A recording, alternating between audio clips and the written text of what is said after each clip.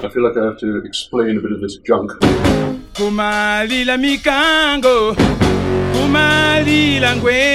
was 8 or 9, I would be cutting little airplane shapes out of trash and sticking them together. At a certain point, the amount of money I earned lined up with the fact that radio control equipment was getting cheaper, and I could afford my first set of very, very basic radio control equipment, and then started making what I was making be controllable while it was flying. Maybe it was like 12 or so. Leading edge of a glider wing. It's like a 60% copy of this glider wing. Basically what I'm exploring is horizontal overhang.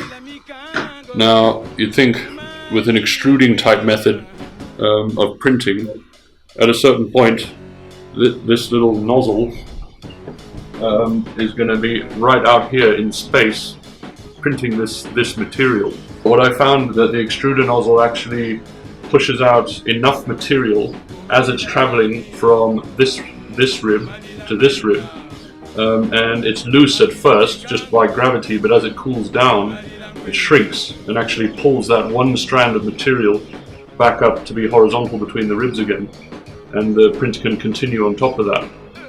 So this shape, you would have thought, like that knowing basically how 3D printing usually works, should be really difficult or impossible, but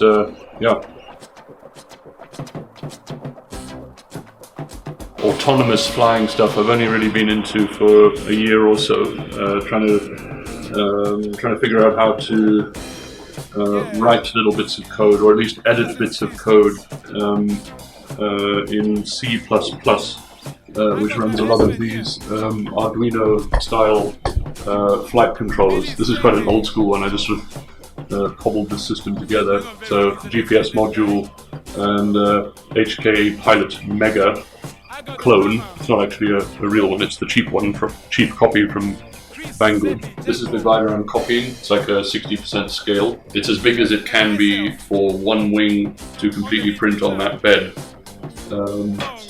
There's no particular reason for that, except I haven't seen any reference to anyone else using horizontal overhang as a construction method for wings, which should make them a lot lighter.